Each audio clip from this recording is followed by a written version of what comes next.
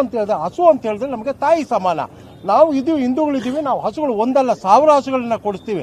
ನಮಗೆ ಬೇಕಾಗಿರುವಂಥದ್ದು ಆಗಿರುವಂಥ ಹಸುಗಳಿಗೆ ಇನ್ನು ಮುಂದಕ್ಕೆ ಆಗಬಾರ್ದು. ಇವಾಗ ಆಗಿರುವಂಥದ್ದಕ್ಕೆ ನಮಗೆ ಏನಕ್ಕೆ ಆಗಿದೆ, ಯಾರು ಈ ಕೃತ್ಯನ ಎಸಗಿದಾರೋ ಅವ್ರನ್ನ ಬಂಧಿಸಬೇಕು, ತಕ್ಷಣವೇ ಬಂಧಿಸಬೇಕು.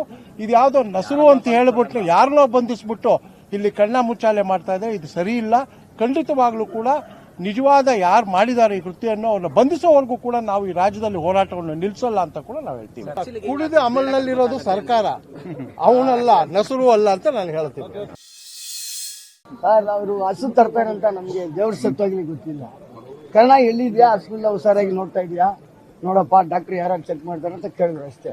ಇನ್ನು ಹಳ್ಳಿಯರು ಬಂದೆ ಅಂತ ಹೇಳಿದ್ರು. ಅಲ್ಲಿ ಒಂದು ಅರ್ಧ ಗಂಟೆನೇ ಕಾಯ್ತಾ ಇದ್ವಿ. ಮುಂದೆ ಒಂದು ಮೆಟಾಡೋರ್ ಬಂದಿತ್ತು.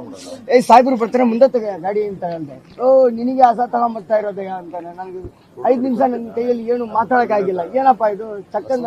ಆಮೇಲೆ ನೋಡಿದ್ರೆ ನಿನಗೆ ಇಟ್ಕೊಳ್ಳೋ ಅಂತ ಹೇಳಿದ್ರು. ಮತ್ತೆ ಇನ್ನೊಂದು ಏನಂದ್ರೆ, ನನ್ನ ವಿಷಯದಲ್ಲಿ ಬಂದ್ಬಿಟ್ಟು ಈ ತರ ಆಗಿದ್ದು ಇನ್ನೊಬ್ಬರಿಗೆ ಆಗ್ಬೇಡ್ದು. ನನಗಾಗಿದ್ದು ಇನ್ನೊಬ್ರಿಗೆ ಆಗ್ಬೇಡ್ದು. ಸುಮಾರು ಕಮ್ಮಿ ನಾನು 40 ವರ್ಷದಿಂದ ಇಲ್ಲಿ ನಮ್ಮ ತಾತ ಕಾಲದಿಂದ, ನಮ್ಮ ತಾತ ಆದ್ಮೇಲೆ ನಮ್ಮ ಅಪ್ಪ ಆದ್ಮೇಲೆ ನಾನು ಇಲ್ಲಿ ಡೇರಿ ಇಟ್ಕೊಂಡು ನಾವು ವ್ಯಾಪಾರ ಮಾಡ್ತಾ ಇದ್ದೀವಿ.